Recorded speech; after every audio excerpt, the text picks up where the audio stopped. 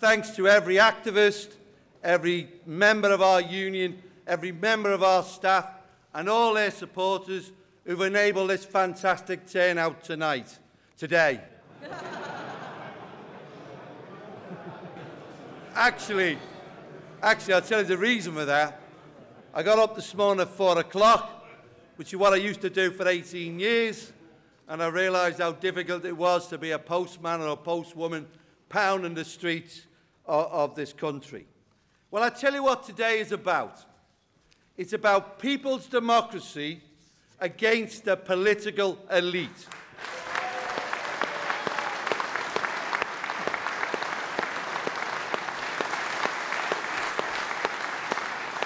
I'm a member of the Labour Party. I've been a member for 33 years. I'm also a vice chair of the Labour Party National Policy Forum.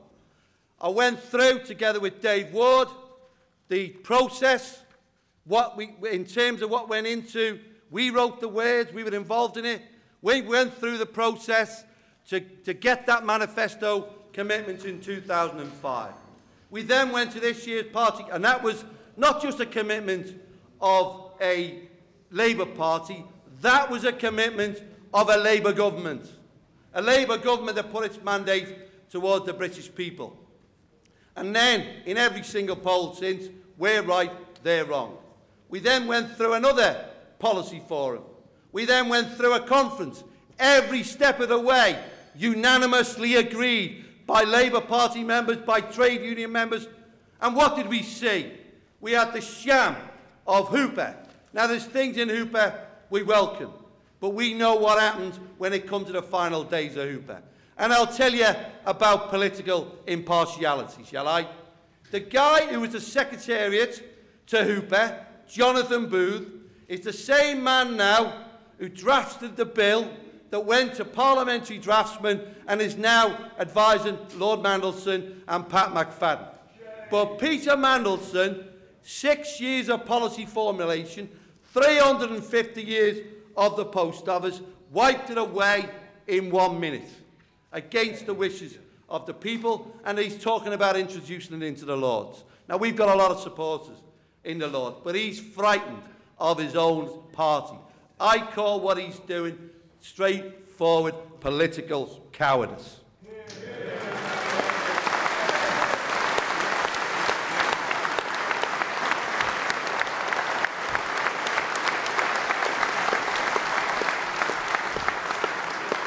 Now, when we talk about compromise, we want compromise.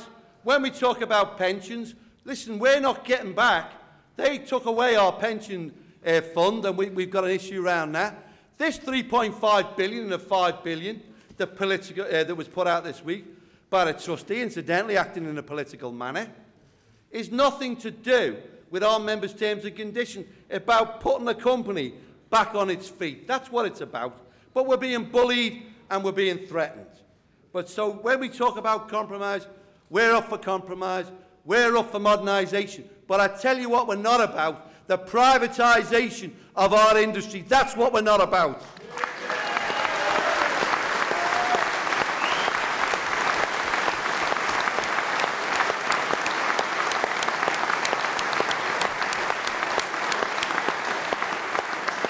Not 25%.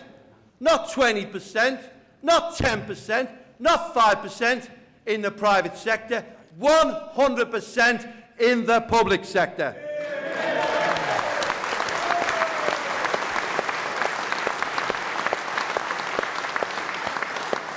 Now, I don't know, I can't see, but it's Pasawara in the hall. Pat, can you stand up a minute? Right, give him a wave. Give him a wave. Let me tell you a story about Pasawara. Pasawara used to be the political agent of a guy called Dickie Lawler. And I'll tell you about Dickie Lawler, shall I? But more importantly, I'll tell you about Lord Hall. Tony Clark's up on the platform. He'll know who Lord Hall is. No, Lord Hall was the chair of the Post Office. And the Postmaster General, Reginald Bevins, right, sacked Lord Hall, and Tony and others organised an unofficial strike because they sacked the post office chairman. Now, chance would be a fine thing nowadays, wouldn't it? So, what happened then? And Dickie Lawler comes into play. Now, I come from Liverpool, you may have guessed. Now, in Liverpool, socialist city, isn't it? Actually not true. It used to be a bastion of the Tories. Strange as it may seem, for those who think they know a little bit about Liverpool's history, Liverpool Toxteth, the South End, where the riots were, where Pat lived when he was agent to Dickie Lawler, was represented by a Tory MP. And you know what happened? Back in them days, the Liverpool Amalgamated branch, and it was one branch then, decided, because Lord Hall had been sacked, and because of the way they were treating postal workers, they'd go into the constituency in the 1964 election and organise to get rid of Reginald Bevans, the Tory MP. And that's exactly what they did. And they put in place Dickie Lawler. So when you see your MPs today, sorry, Dick Crawshaw, Dickie Lawler's a famous London activist and national officer. Dickie Crawshaw, when you go to see your MPs today, and here's what happened. Our members went into Toxteth constituency, and they went in masse, and they knocked out Reginald Bevans, and they put in Dick Crawshaw. And Dick Crawshaw became the Labour MP, and there was a Labour government. So the activity, so when you see your MPs today, say, remember Reginald Bevans, the Tory MP, and remember Dick Crawshaw, the Labour MP. But remember something else. Something else come out of that election. In 1964, there was a Labour government, and we got a Postmaster General as a politician worthy of the name, Tony Benn. And here's what happened.